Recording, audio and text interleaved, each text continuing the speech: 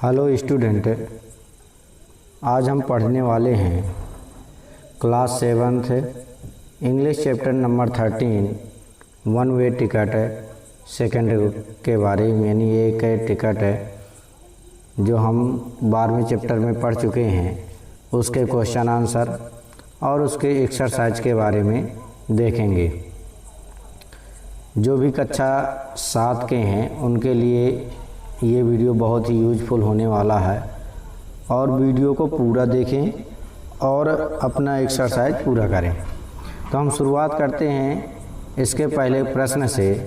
तो पहला प्रश्न है, what did the children like most when they reached the fair. जब बच्चे मेले में पहुँचे तो उन्हें सबसे ज़्यादा क्या पसंद आया। तो बच्चों को सबसे ज़्यादा क्या पसंद आया था, तो रोशनी।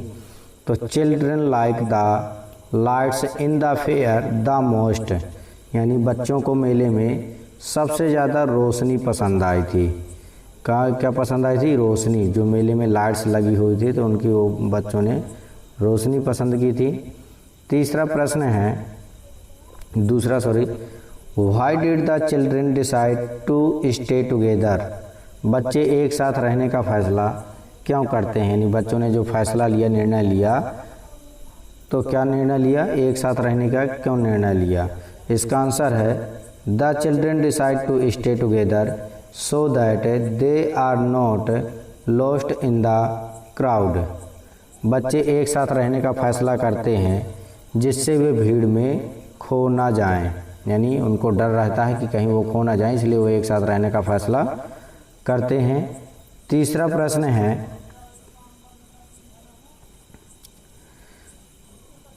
प्रश्न है, why do you think jalebis and bhajiyas आज आर फीलिंग्स। तुम्हें क्यों लगता है कि जलेबी और भजिया पेट भरते हैं। फीलिंग मीन्स यहाँ भरना होता है, लेकिन यहाँ पेट भरने का मतलब है।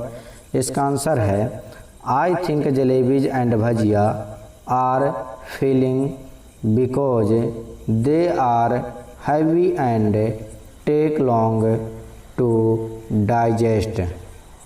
मैं सोचता हूँ कि जलेबी और भजिए से पेट भर जाता है क्योंकि ये भारी होते हैं और उनके पाचन में समय लगता है। यानी जो जलेबी और भजिया होती है तो इनको पाचन में समय लगता है, पचाने में समय लगता है, इसलिए इनसे पेट भर जाता है।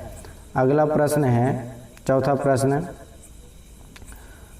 प्रश्न है, why do you like a caterpillar train ride. तुम्हें एक इल्ली रेलगाड़ी वाली सवारी क्यों पसंद है। यानी जो मेले में रेलगाड़ी होती है उनकी सवारी करते हैं, वो क्यों पसंद है। तो इसका आंसर है,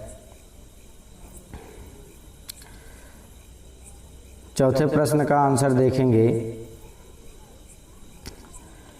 आई like the caterpillar train ride because it is a joy ride and it takes us around the fair too. मुझे इल्ली रेलगाड़ी वाली सवारी पसंद है क्योंकि यह एक मज़ेदार सवारी है और यह हमें पूरा मेला घुमा देती है। इसका अगला प्रश्न है,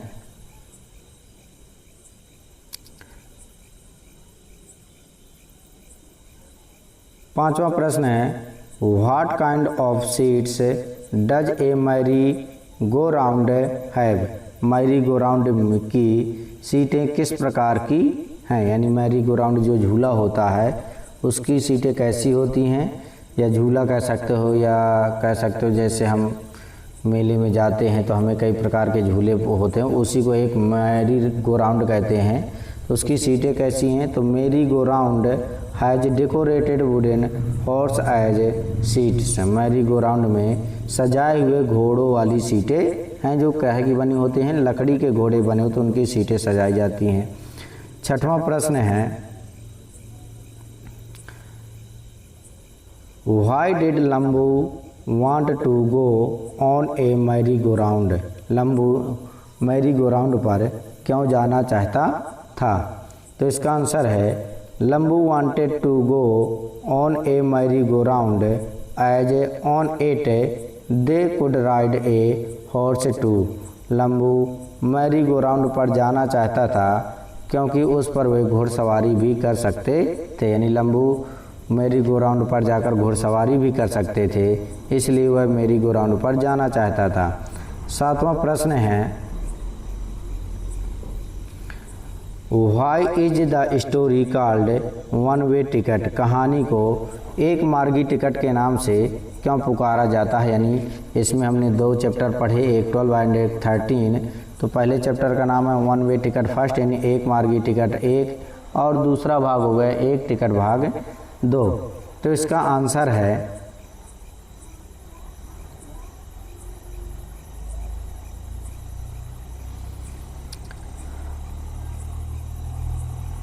all the 5 friends collected their money they had and they were able to buy a one-way ticket for the return journey। यानी सभी 5 दोस्तों ने जो भी धन इकट्ठा किया था उससे वो सिर्फ एक बार के लिए ही टिकट खरीद सकते थे। यानी कह सकते हो कि 5 दोस्तों ने जो भी धन इकट्ठा किया तब वे एक मार्गी टिकट अपनी लौटते यात्रा के लिए खरीद सके। इसके बाद हम देखते हैं वर्ड पावर, शब्द सामर्थ्य के बारे में। तो शब्द सामर्थ्य यानी फिलिंग द ब्लैंक्स में है। तो प्रश्न किया गया, use the perhaps given below in the sentence given are often. जिन नीचे जो वाक्य दिए गए हैं उनका प्रयोग करके हमें खाली स्थान को भरना है। तो पहला है, I put my pen somewhere I am not able to trace it. भरेंगे, इसमें क्या बनना है? ट्रेस इट को भर देंगे, तो TRACEIT क्या भरेंगे? ट्रेस इट भरेंगे। दूसरा है, व्हाट विल यू, फिर खाली स्थान, आफ्टर माट्रिकुलेशन आर्ट्स साइंस और कॉमर्स। इसमें बनना है ऑप्ट फॉर, यानी इनमें से हमें किसी एक को चुनना है या चुनोगे। कहता है कि बाद में आप किस विषय को चुनोगे, तो किस विषय में कामिन चुनना होता है ऑप्ट फॉर, यानी इसमें भर देना है OPTFOR। क्या भरेंगे? Opt for. इसके बाद अगले नंबर का फिलिंग द ब्लैंक्स है, तीसरे नंबर में है,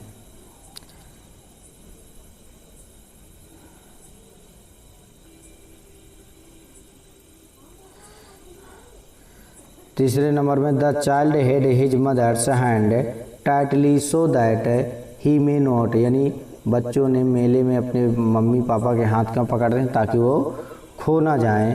तो मे नॉट गेट लॉस्ट, यहाँ भरना है गेट लॉस्ट, GETLOST।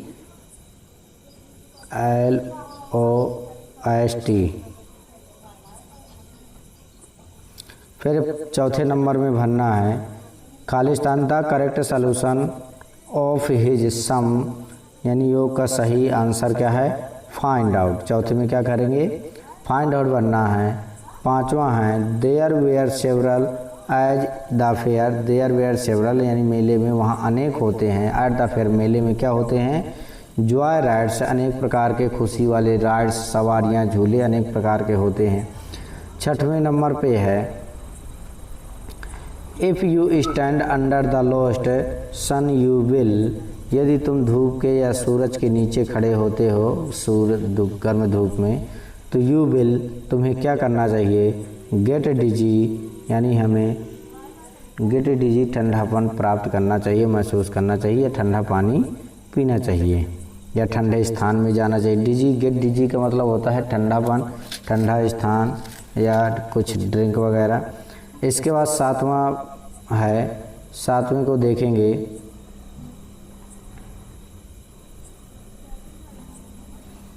सॉरी सातवें में है, द प्रिंसिपल लाइक टू खाली स्थान the school to see all the classes. The principal like to see, principal पसंद करते हैं, the school to see, school को देखने में, ऑल द क्लासेस, सभी कक्षाओं को, यानी सभी प्रिंसिपल स्कूल में सभी कक्षाओं को कैसे देखते हैं? घूम करके। तो भरेंगे गो राउंड, क्या बनना है इसमें? गो राउंड बनना है, ROUND। यानी अंतिम आंसर इसका हो जाएगा गो राउंड।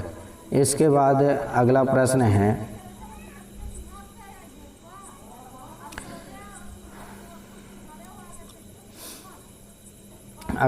है, given below are the some words which have similar sound but different meanings, match these words with their meaning in each pair. यानी नीचे दिए गए शब्द में से अर्थ भिन्न हैं, इन शब्दों को अर्थों से मिलाकर जोड़ना है। यानी अर्थ जैसे एक जैसे हैं लेकिन इनकी जो मीनिंग्स है वो अलग अलग है। तो फेयर पहला क्या है? पहला है फेयर। फेयर मीन्स क्या होता है? किराया होता है। फेयर मीन्स क्या होता है? किराया। तो किराए को क्या कैसे भरेंगे? तो अपोजिट ऑफ देयर, देयर का विलोम शब्द क्या होता है? हियर। रिसीविंग साउंड ये नहीं होगा। सी नंबर का money pads for a ticket, यानी एक टिकट के लिए हमें जो रुपए पे करते हैं देते हैं उसे हम किराया कहते हैं। दूसरा है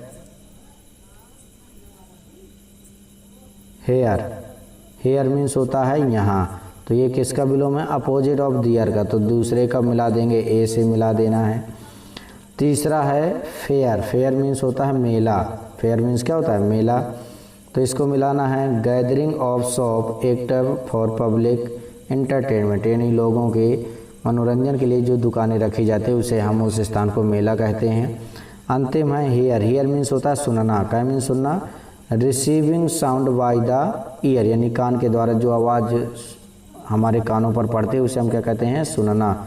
तो इसको मिला देना है चौथे, बी नंबर से चौथे को मिला देना है। इसके बाद अगला प्रश्न है व्याकरण यूज का। व्याकरण यूज में है combine the following sentence using who, what, when, which और वेयर, यानी निम्न वाक्यों को हु को, व्हाट को, व्हेन या विच या वेयर का प्रयोग करके वाक्यों को जोड़ना है। तो पहला है आई एंटर्ड द रूम, मैं रूम में प्रवेश करता हूँ। शीला वाज स्लीपिंग, शीला सो रही, इसमें व्हेन का प्रयोग करना है। तो हो जाएगा I entered the room when Sheela was sleeping, यानी जब मैंने रूम में प्रवेश किया तो शीला सो रही थी। दूसरा है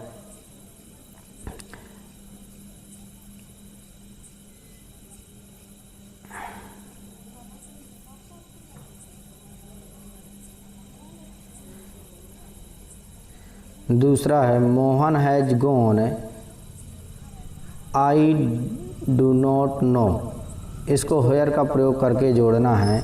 Mohan has gone, I do not no.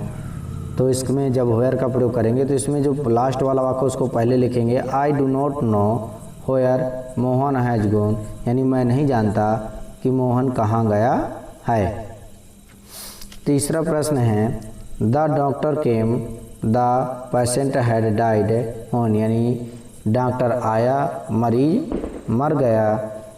On का प्रयोग करके इसको जोड़ना है। तो लिखेंगे कि डॉक्टर आया जब मरीज मर चुका था। तो doctor came when the patient had died, यानी जब डॉक्टर आया तो मरीज मर चुका था, या कह सकते हो कि जब डॉक्टर आया जब मरीज मर चुका था। चौथा प्रश्न है mother kept the milk on the shelf, यानी मम्मी ने दूध को अलमारी में रखा। The cat could not reach it, ताकि बिल्ली वहाँ तक ना पहुँचे, इसको वेयर का प्रयोग करना है। तो वेयर के प्रयोग से कैसे लिखेंगे mother kept the milk on the shelf, यानी माता ने दूध रख दिया, फुल स्टॉप की जगह where. The cat could not reach, it हट जाएगा और वेयर लगा देंगे बीच में। इसके बाद पांचवा प्रश्न है you want somethings I do not know. You want something, तुम कुछ चाहते हो।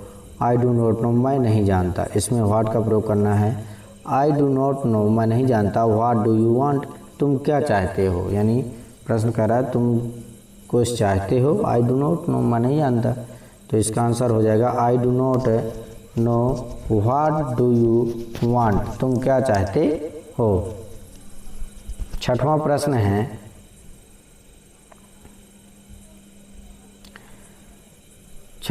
है the police caught the thief he had stolen the necklace, इसमें हु का प्रयोग करना है। तो हो जाएगा the police caught the thief who had stolen the necklace, यानी पुलिस ने उस चोर को पकड़ा जिसने नेकलेस को चुरा लिया था। नेकलेस मीन्स गले का हार भी होता है।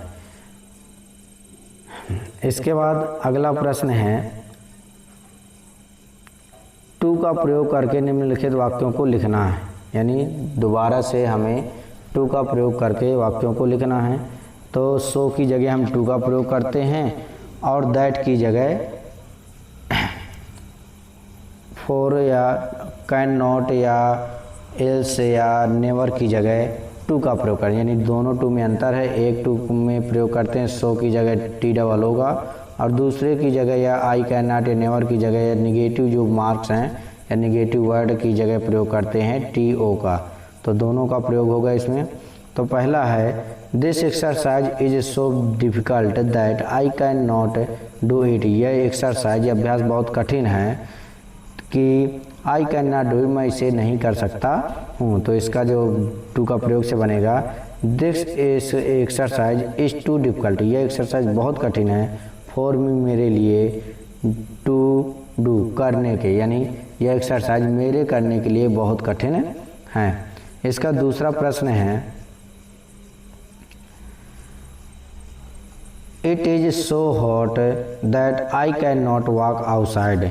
अब हॉट सो की जगह किसका प्रयोग कर दिया हमने, टू का। तो it is too hot for me, मेरे लिए, क्योंकि करता आई है तो मी, टू कैन नॉट की जगह टू लग जाएगा। आउट वाइड साइड उसी तरह, यानी वॉक आउटसाइड, यानी मेरे बाहर घूमने के लिए बहुत गर्म है।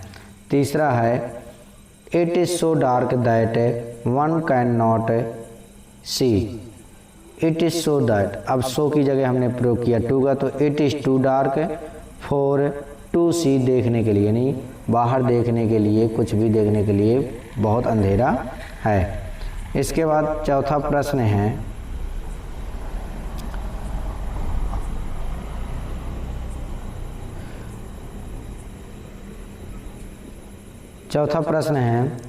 It is so young that she can not do such hard work. तो इस सो की जगह टी डबल ओ का प्रयोग कर दिया। तो सी इज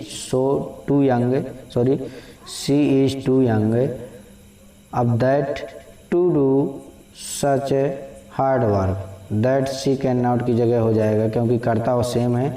तो दैट और सी कैन नॉट सब हट जाएगा। तो to do such hard work है, यानी वह बहुत नवयुवा है या नवयुवती है जो कठिन कार्य कर सकती है, करती है। पांचवा प्रश्न है, the bed is so hard that no one can sleep on it.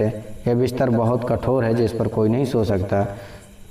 तो इसका सो की जगह हमने टू का प्रयोग किया। तो the bed is too hard, फिर दैट नो की जगह दैट नो वन की जगह टू का प्रयोग कर दिया। फिर स्लीप ऑन इट हो गया, यानी इसका आंसर बन जाएगा, the bed is too hard to sleep on it. इस प्रकार से आपका ये चैप्टर कंप्लीट हो गया। यदि आपको ये वीडियो पसंद आया तो वीडियो को लाइक और चैनल को सब्सक्राइब करें।